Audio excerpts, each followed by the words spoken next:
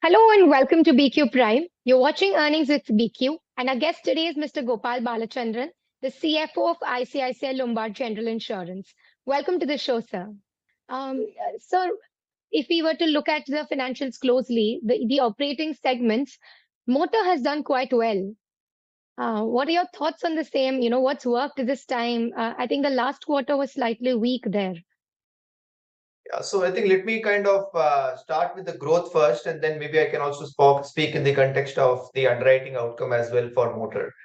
So in line with what I had spoken last time, I think I'd kind of indicated that directionally or sequentially we are seeing, let's say, an improvement in the overall operating environment for motor, and which is kind of evident in your quarter two numbers as well for ICICI Lombard. So for example, if you would have seen our growth numbers, for quarter one in motor, we had a growth of roughly about 5%. That has kind of increased to almost about 11% for quarter two.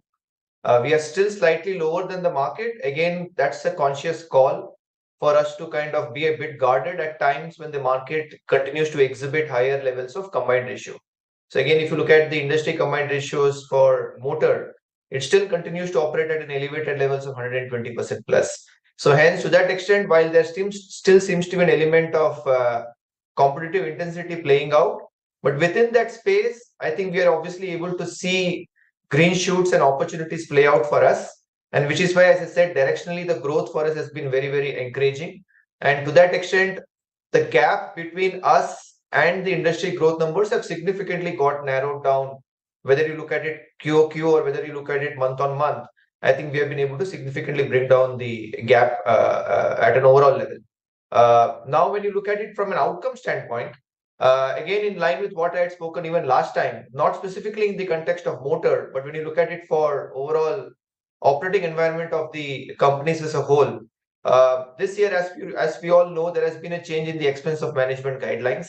And we do have now, let's say, the Q1 numbers. Last time when I spoke, we did not have the Q1 numbers for every player in the market. Roughly more than 50% of the players in the market still continue to have their expense of management higher than the stipulated threshold. For ICICI Lombard, as we have said even in the past, we have operated well within the threshold. Now, as and when, let's say, some of these companies will start to get better on the expense of management numbers, it further opens up the opportunities or doors for us to write businesses at levels at which we are comfortable with insofar as the bottom line is concerned. But despite that, I think if you look at it, the way the trend line has been progressing, I think we have talked about bringing down our combined ratios down to 102% for the company as a whole, again, not specifically in the context of motor. And that remains intact. I think we are on course to kind of get to that objective. And even from a loss ratio standpoint, now specifically in the context of motor, again, when you would have looked at numbers on quarter, the number looks very, very encouraging, though we refrain time and again to move away from quarterly numbers to largely look at more yearly outcomes. But directionally, again, with the various claims initiatives that we have taken on the claims front, I think even in the context of motor, I think we have been able to see a positive underwriting outcome.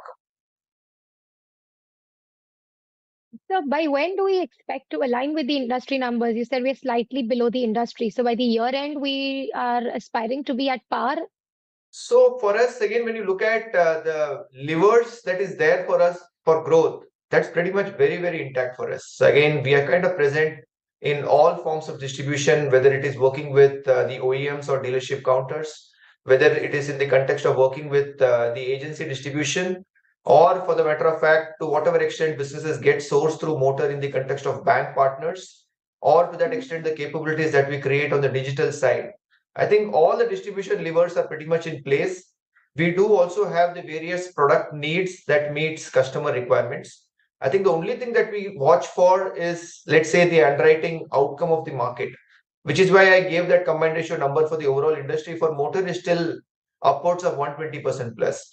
At those levels, it honestly does not make sense to grow very aggressive. It's very easy for us to, let's say, double our market share in maybe less than 6 months. But honestly, it will come at a cost of significant underwriting adverse changes. So that's something that we have never done even historically, and that's something we always try to balance growth with profits. Now, which is where I said, as the market starts to get a lot more easing signs getting reflected, then to that extent, I think we will be able to significantly grow in line with the market or maybe slightly beat the market numbers. But as I said, Directionally, when I look at, let's say, Q1, industry grew at roughly 21% in motor.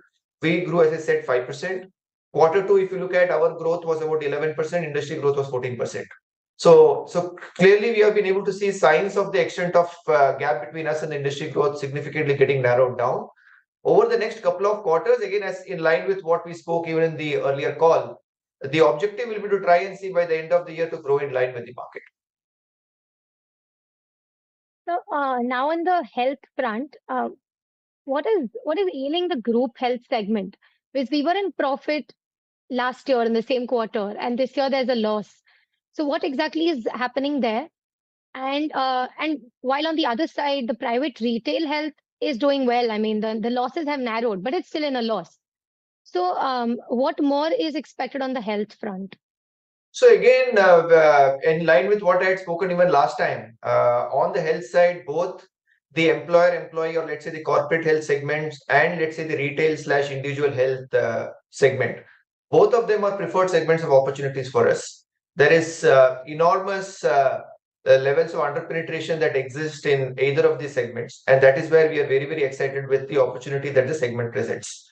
And if you recollect, let me kind of talk about the retail health first.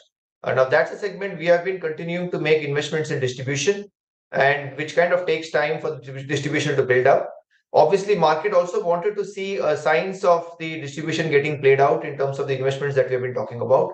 I'm very happy to again kind of report even this half year, our growth in the retail health numbers have kind of beaten the industry numbers. Industry has grown at roughly, whether you take Q2 or whether you take H1 numbers, in both the forms, we have been able to grow faster than the market. So hence, to that extent, we have actually seen a small improvement in market share for us, which is what we are very, very excited with. And that's kind of rightly playing out, both in terms of the top line objectives that we had set for ourselves, and even in terms of, let's say, the loss experience. I think we are very happy with the range that I had kind of spoken about even last time. We had kind of talked about the retail health indemnity loss ratio range, which we are comfortable in terms of underwriting between 65 to 70%. And if you see the loss experience is pretty much kind of playing out around those levels in terms of outcomes. So hence, to that extent, I think the retail health opportunity is something that we are very, very excited with, and we will continue to stay invested in building this franchise even when we look forward. And now coming back to the corporate health space, now again, which is why again we keep, I mean, you will continue to hear time and again from me on this, is to kind of refrain from looking at specifically quarterly numbers. Because again, what happens in Q2, again, not a phenomenon only for this particular Q2 of this year. It's a phenomenon that you will see across, let's say, historical periods as well. Q2 typically is a period of monsoons. And whenever there are monsoons, you generally get to see a higher level of health incidences in terms of claims, because there are a lot more instances of dengue, fever, etc., etc. So to that extent, obviously, the loss ratios could stay a little higher than what you would normally see for any other quarter.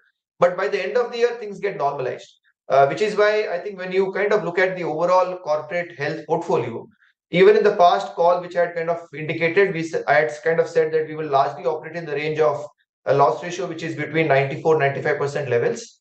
And the relative cost of acquisition for this particular line of business is a low single digit number, because we tend to kind of work directly with the corporates. Hence, to that extent, the cost of acquisition is a very low single digit number.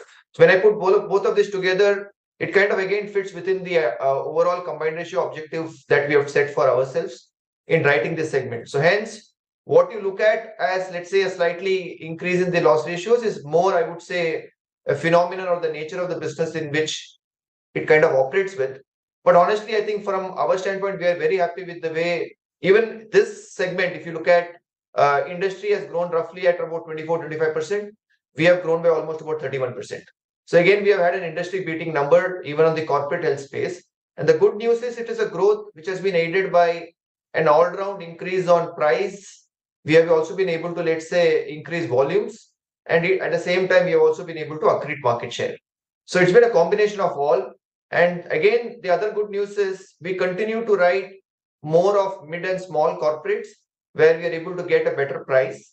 And equally, we have been able to kind of hold on to that customer for a relatively longer period of time. So hence, honestly, the underlying dynamics of the segment is something which we are quite happy with. And that's something will continue to be a preferred segment.